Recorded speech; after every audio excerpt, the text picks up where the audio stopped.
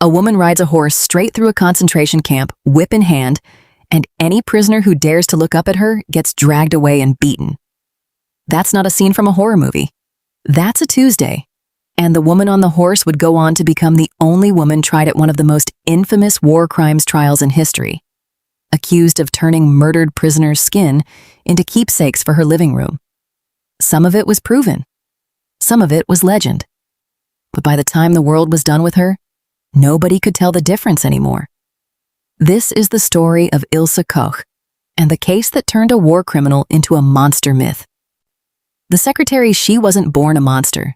She was born Margarete Ilse Kohler in Dresden, Germany, in 1906, the daughter of a factory foreman.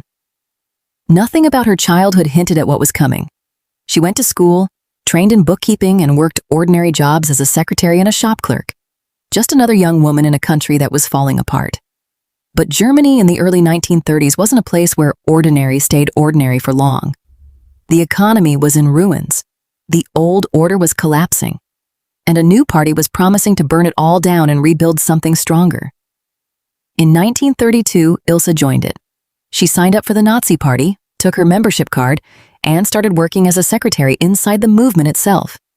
That single decision put her in a room she never would have entered otherwise.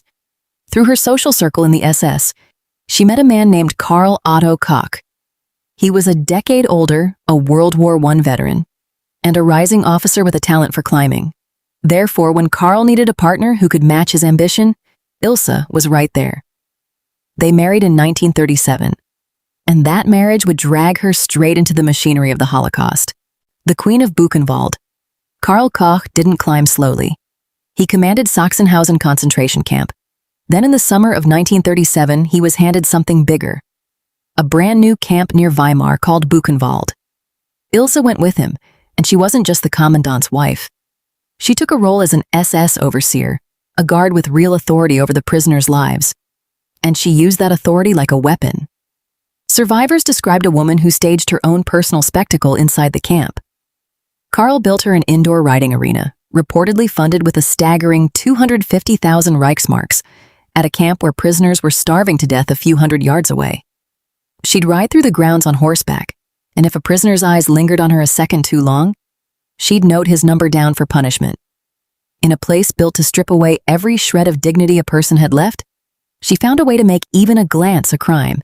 But the horse and the whip were only the visible part of it. Buchenwald prisoners lived under a regime of forced labor, starvation rations, and brutal discipline. And post-war witnesses placed Ilse Koch at the center of that cruelty, not on the sidelines of it. She wasn't a woman who happened to live near a concentration camp. She helped run one. The skin. Here's where the story turns into something almost too disturbing to believe, and where fact and myth start blurring into each other. After the war, survivors told investigators that prisoners with unusual or elaborate tattoos were sometimes singled out, killed, and had their skin removed. Allegedly, for a pseudoscientific study, Nazi doctors were running on tattoos and criminal behavior. Pathology specimens, preserved in human skin, were later found inside the camp when American forces liberated it. That discovery detonated across the world's newspapers. The story that spread wasn't a careful account of pathology samples. It was that Ilse Koch had personally commissioned lampshades, book covers, and gloves made from the skin of murdered prisoners for her own home. Reporters ran with it. The world believed it. And overnight, the Bitch of Buchenwald wasn't just a nickname. It was a headline that sold papers on 3 continents. But here's the therefore that changes everything. Prosecutors could never conclusively tie a specific killing order to Ilse Koch herself. And later forensic re-examination of at least one surviving artifact raised real doubts about whether it was even human skin at all. So, which is it? Was she the woman who filled her house with the remains of the dead? Or was she a convenient villain? A woman the press could turn into the face of an evil too vast for anyone to fully process? The honest answer is uncomfortable. It's probably both. The proven cruelty was horrifying enough on its own. The legend just made it easier to look at. The fall. While Ilse was riding through the camp, her husband was busy stealing from it. Karl Koch had been quietly siphoning money, gold, and valuables confiscated from prisoners for himself, and by 1943 the SS itself couldn't ignore it anymore. An SS judge named Konrad Morgan was sent to investigate, and what he found was so damning that even Heinrich Himmler's own organization turned on the Kochs. In August 1943, both Karl and Ilse were arrested by the SS. Karl was charged with embezzlement and the unauthorized murder of witnesses who could expose him. Ilse was charged with embezzlement too. But here's the twist nobody expects. The court that convicted her own husband and sent him to be executed by firing squad in April 1945 acquitted Ilse for lack of evidence. The woman who would soon become the most notorious female war criminal in the world walked out of an SS courtroom a free woman, just weeks before Germany collapsed entirely. She didn't stay free for long. The trial American forces liberated Buchenwald on April 11, 1945, and what they found stopped soldiers in their tracks. Overcrowded barracks, starved survivors, and a pathology department stocked with human remains that would become Exhibit A in the case against everyone who'd run the camp. Ilse Koch was arrested by U.S. authorities that June. In 1947, she stood trial at Dachau as part of the American military tribunal system, one defendant among 31 former Buchenwald staff, and the only woman in the room. The trial became a media circus. A former Nazi judge testified she rode through the camp in provocative clothing, marking down prisoners who dared to look at her for punishment. The lead American prosecutor said she was, in his words, no woman in the usual sense, but something else entirely. Newspapers around the world couldn't get enough of it. The court found her guilty of participating in the camp's system of terror. She was sentenced to life in prison. For a moment, it looked like justice had landed exactly where it should. But the story wasn't over. Not even close. The reduction. In September 1948, after Koch had served barely 2 years of a life sentence, General Lucius D. Clay, the American military governor of occupied Germany, reduced her sentence to 4 years. His reasoning: there wasn't convincing evidence she'd personally selected prisoners for their tattooed skin, or that she'd actually owned any human skin artifacts at all. The backlash was immediate and furious. When the decision became public that September, Americans were outraged that a woman branded a monster by their own newspapers was about to walk free after barely 2 years behind bars.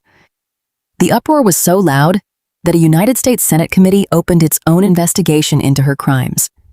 Their conclusion, delivered that December, didn't mince words. This bestial woman's guilt in specific murders was, in their phrasing, irrefutably established. But therefore, none of that outrage could undo Clay's order. On October 17, 1949, Ilse Koch walked out of an American prison a free woman into a storm of international condemnation. Clay never backed down. Years later, he'd say he took more abuse for that decision than for anything else he did in Germany, and that whatever she was, the trial transcript simply didn't support hanging her for it. Whether you agree with him or not, one thing was clear. The world wasn't finished with Ilse Koch. The second judgment. West German authorities were waiting for her the moment she stepped outside the prison gate. She was rearrested that same day and charged with crimes against German citizens during her years at Buchenwald, this time in a domestic court that answered to nobody but German law. The trial opened at the Assize Court in Augsburg in November 1950 and stretched on for 7 weeks. 250 witnesses took the stand. On January 15, 1951, the court delivered its verdict. Guilty, again, this time of incitement to murder, incitement to attempted murder, and incitement to grievous bodily harm. She was sentenced to life imprisonment, with a permanent forfeiture of her civil rights. She appealed. It was dismissed. She petitioned for a pardon more than once. Every single request was rejected. She even took her case to the International Human Rights Commission. They rejected her too. This time, there would be no general with the power to let her out early. This sentence was going to stick. The cell life inside Eichach Women's Prison became Ilse Koch's entire world for the next 16 years. She'd conceived a son, Uwe, while imprisoned earlier at Dachau, and he was taken from her at birth. He grew up not knowing who his mother really was. Then, at 19 years old, he found out, and he started making the trip to Eichach to visit her. But the woman he was visiting wasn't doing well. Fellow inmates and prison staff described a woman consumed by paranoia in her final years, convinced that concentration camp survivors were coming for her inside her own cell. Whether that fear was real or imagined, it followed her every single day she sat in that prison. On September 1st, 1967, Ilse Koch tore a bedsheet into a rope, tied it to a heating pipe, and hanged herself. She left a short note for her son. "There is no other way. Death for me is a release." The next morning, Uwe showed up for his regular visit and was told his mother was gone, the legend that outlived her. So here's the question this whole story keeps circling back to. What do we actually know happened versus what did the world simply decide to believe? The verified record is damning enough on its own. A woman who used her position inside a concentration camp to torment and abuse prisoners, who was twice convicted by two different legal systems, one American, one German, of participating in a machine built to destroy human beings. That part isn't legend. That's a signed verdict.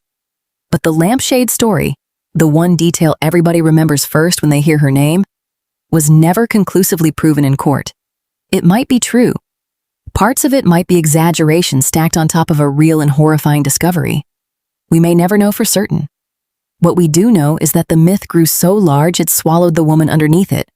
And in a strange way, that's its own kind of warning. Sometimes the most convenient monster isn't the most accurate one. It's just the one that's easiest to hate.